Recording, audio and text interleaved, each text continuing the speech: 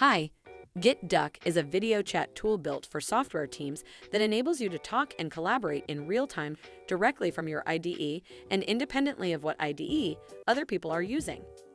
That's right, you could be coding with DataGrip and your colleague using Visual Studio Code. In this video, I'm going to show you how to install GitDuck on DataGrip and join a coding session for the first time.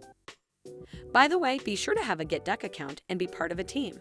Open DataGrip and go to Preferences and then Plugins. Search for GitDuck and install it.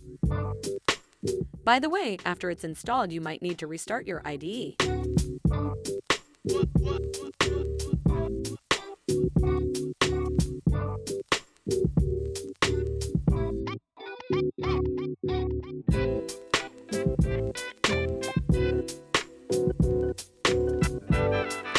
Now you should be able to see here at the bottom right of your IDEs the option to log in on GitDuck. Click there so you can link your IDEs with your GitDuck account. Great! Now everything is connected and you are ready to join a coding session. On GitDuck, join a call by going to your team URL. Once you are on a GitDuck call, you will see here at the bottom right of your IDE that GitDuck identified that you are on a call and you can start sharing your code. Let's click that button. Yes, now you're sharing your code. Any file that you open will be automatically shared with anyone that joins your call, and they will be able to edit your shared files in real time.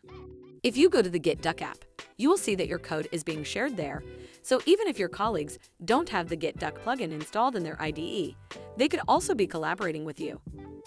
If they have the plugin installed in their IDE, independently of what IDE they use, they would be able to do pair programming with you.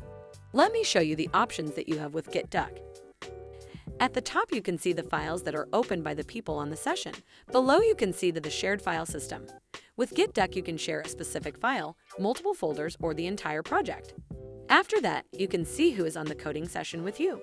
The last section contains the buttons to share a folder, the project, or to stop sharing. You can also exit the coding session by leaving the call or clicking on the GitDuck button at the bottom right of your IDE.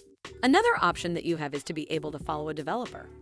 If you're following someone, you're going to be seeing every file they open or every time they navigate their code. That's all you need to know to share your code in real time with GitDuck and DataGrip. Thanks for watching.